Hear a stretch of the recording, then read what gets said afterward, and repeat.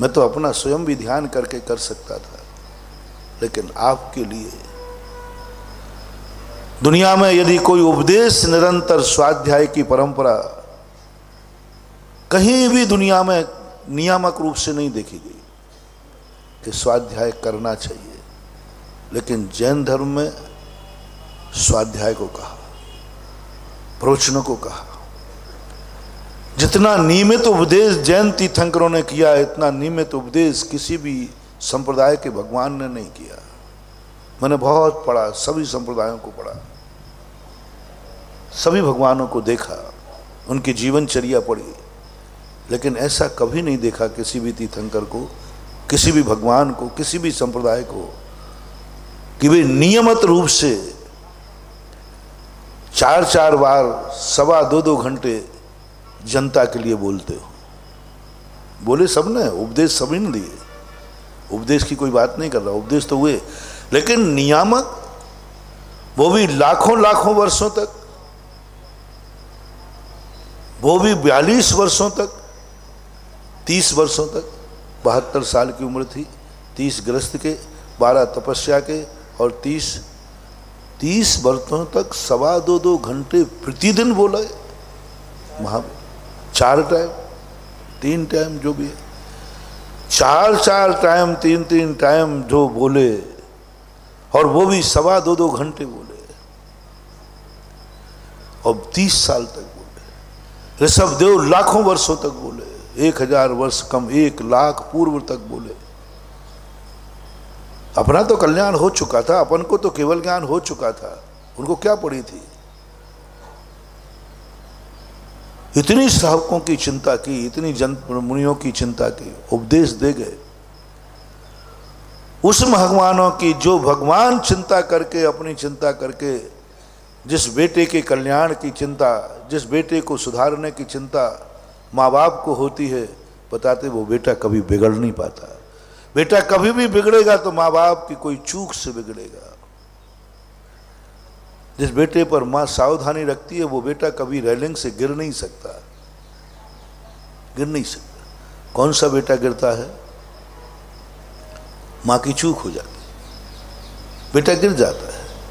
यदि सावधानी रखी जाए तो बेटा नहीं गिरेगा, पक्का है। वो गोदी में से कोई नहीं गिरता, गिरेगा तो किसी रेलिंग से गिरेगा, कहीं गिर जाएगा।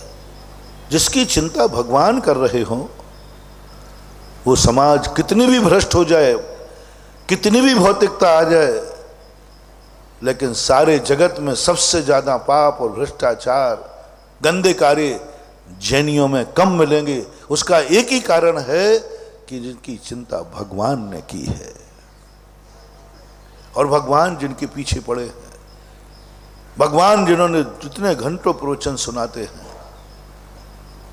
जब किसी बात को हम 10 बार कहेंगे तो बताते हैं थोड़ा प्रभाव तो पड़ता ही है, पड़ता है। 1 बार में नहीं, 2 बार में, 3 बार, जब हम बार बार उसके पीछे पड़ जाएंगे तो थोड़ा तो प्रभाव पड़ता है। तीर्थंकरों ने एक नेचुरल बना दिया कि तुम मत मानो हम आज नहीं, कल मना लेंगे, परसों मना लेंगे, हम चूकेंगे नहीं। हमने तुम्हारी चिंता कर ली है, हम तुम्हें अब डूबने नहीं देंगे, अब तुम्हें पाप में नहीं जाने देंगे। तुम लाख उपाय करो, जैसे बनेगा हम वैसे करेंगे। माँ को पता चल गया बेटा मिट्टी खाता, अब वो नहीं खाने देगी, अब उसे मारना पड़ेगा तो मार देगी, पीटना पड़ेगा तो पीट देगी, पुचकारना पड़ेगा तो पुचकार देगी, लेकिन माँ अपने जानते हुए बेटे को गलत वस्तु नहीं खाने देगी। महावीर ने यही किया, हम नहीं करने देंगे। जो मेरा भक्त है उसका हम पतन नहीं देख सकेंगे। क्या बड़ी बात है, जो मेरा भक्त है मैं उसका पतन नहीं देख सकूंगा।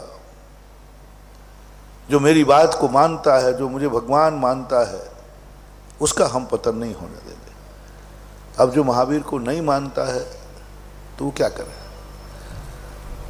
सूरज तुम्हारे दरवाजे तक जा सकता है, लेकिन उसकी मजबूरी है, वो तुम्हारी घंटी नहीं बजा सकता, वो तुम्हारे किवाड़ नहीं खोल सकता, वो तुम्हारी चादर हटा करके उठा नहीं सकता, नहीं हटा सकता। तुम्हारे दरवाजे तक जा सकता है, दरवाजे के बाद तो तुम्हें खुद किवाड़ खोल के रखना पड़ेगा, तो प्रकाश अंदर जाएगा। नहीं, हे प्रकाश तो लाखों किलोमीटर चल करके जब दरवाजे तक आया तो थोड़ा घंटी और बजा देना, मुझे चद्दर खींच के नहीं। इसलिए किसी नीतिकार ने लिखा है, सूर्य निकल आने से प्रकाश मिल जाएगा, ये अपेक्षा मत करना, सूर्य निकलने के बाद आंख खोलना भी जरूरी है। सूर्य निकलने के बाद प्रकाश मिल जाएगा ये कोई जरूरी नहीं। उसके बाद दूसरा पुरुषार्थ क्या है? यदि हम ये ले लें कि जब मेरी आंखों में प्रकाश दिखेगा तब मैं आंख खोलूंगा, बोले उठ जाओ भाई आंख खोलो, बोले क्यों? सूर्य निकल आया, पहले मुझे दिखेगा तब मैं खोलूंगा। बोलो आंख खुलेगी तो प्रकाश दिखेगा कि प्रकाश दिखेगा तो आंख खोलोगे? हम यही सोचते रहते, भगवान आएगा मुझे जगा लेगा, गुरु आएंगे मुझे जगा लेंगे। जिस दिन गुरु महाराज आ जाएंगे उसी दिन हमारे ब्यावर का कल्याण हो जाएगा, पक्का है। जिस दिन भगवान यहाँ आ जाएंगे उस दिन हमारा सबका कल्याण हो जाएगा।